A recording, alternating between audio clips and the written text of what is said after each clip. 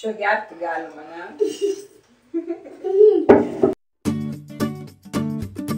Sveiki, vaikai! Šiandien mes papasakosime apie druską. Iš kur jie atsiranda, kaip ją surenka, kur galima taip smagiai plūduriuoti ir kodėl jūros vanduo nusidažė raudona spalva.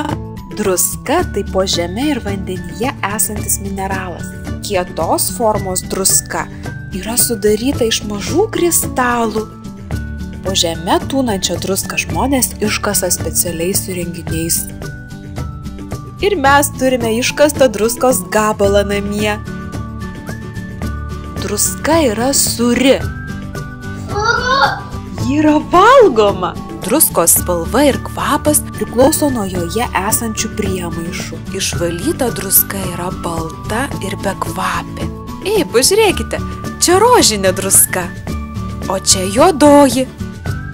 Palaukite, o tai kodėl ji vadinama juodąja? Įbėrus šią druską į vandenį, ji pajuoduoja. O dabar atliksime eksperimentą. Į karštą vandenį įberiame druskos ir pamaišome. Hei, kur druska dingo? Ji ištirpo ir vanduo pasidarė sūrus kaip druska. Jūrų vanduo taip pat yra sūrus.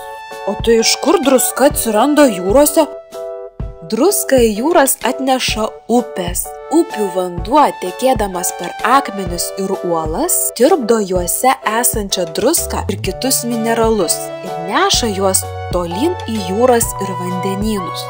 Druska į jūras ir vandenynus taip pat patenka per povandeninius ugnikalnius ir geizerius.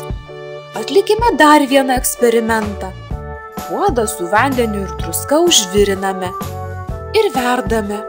Virinant puodę mažėja vandens, nes jis išgaruoja. Druska neišgaruoja, ji kristalizuojasi. Tai yra vėl tampa kieta. Toks pat procesas vyksta ir jūrose. Kaitinant saulei vanduo nuolat garuoja, o druska esanti jūroje pasilieka. Taip, per milijonus metų jūros ir vandenynuose susikaupė tiek daug druskos, kad jų vanduo tapo toks sūrus, koks yra dabar. Tęsiame eksperimentą. Kaitiname vandenį toliau. Išgaravus visam vandeniui, puodo dugne lieka susikristalizavusi druska. Panašiu būdu iš jūros vandens žmonės gauna jūros druską. O dabar nukeliaukime į Naująją Zelandiją ir pamatykime, kaip tą druską gauname iš jūros vandens. Naujojoje Zelandijoje yra Grasimo ežeras, į kurį kiekvieną vasarą iš jūros pumpuojamas vanduo. Šis vanduo yra nukreipiamas į specialius kristalizacijos tvenkinius, kur vanduo išgaruoja veikiamas saulės ir vėjo, o druska kristalizuojasi ir nusėda. Išgaravus visam vandeniui, druska surenkama. O tai palaukit, kodėl vanduo čia toks raudonas? Jūros vanduo paprastai yra pilnas žaliųjų dumblių, kurie labai nemėgsta per daug sūraus vandens. Garuojant vandeniui, jis tampa toks sūrus, kad dumbliams tai labai nepatinka ir jie tada iš pykčio paraudonuoja. Taip nudažydami ir visą vandenį rausva spalva. Atlikime dar vieną eksperimentą. Jau žinome, kad esant per mažai vandens, druska nebetirpsta. Toks vanduo vadinamas persisotinęs druska. Dabar į tokį vandenį įmerkime vilnonį siūlą ir palikime. Po 2 dienų matome, kaip ant siūlo atsirado druskos kristalai. Druska susikristalizavo ant siūlo ir stiklinės kraštų. O dabar nukeliaukime ten, kur visa jūra yra persisotinusi druskos taip pat, kaip šioje stiklinėje. Ši jūra yra vadinama negyvąja jūra. Joje vanduo yra net 10 kartų sūresnis negu kitose jūrose. Jos krantuose dažnai pamatysime daug susikristalizavusios druskos. Kaip smagu joje plaukioti! Žmogus čia neskęsta. O dabar atlikime dar vieną eksperimentą.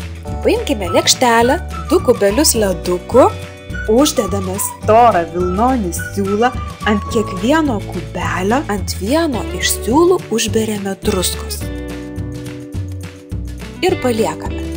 Už 2-3 minučių pakeliame kiekvieną siūlą. O, pažiūrėk, siūlas prilipo. O čia ne.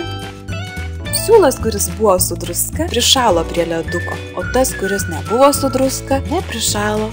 Druska yra dažnai gamtoje sutinkamas mineralas. Jos būna įvairiausių spalvų ir formų. Kieta druska yra kristalo formos. Skysta druska yra ištirpusi vandenyje. Ir ji yra labai sūri. Ačiū, kad žiūrėjote. Ir iki kito karto.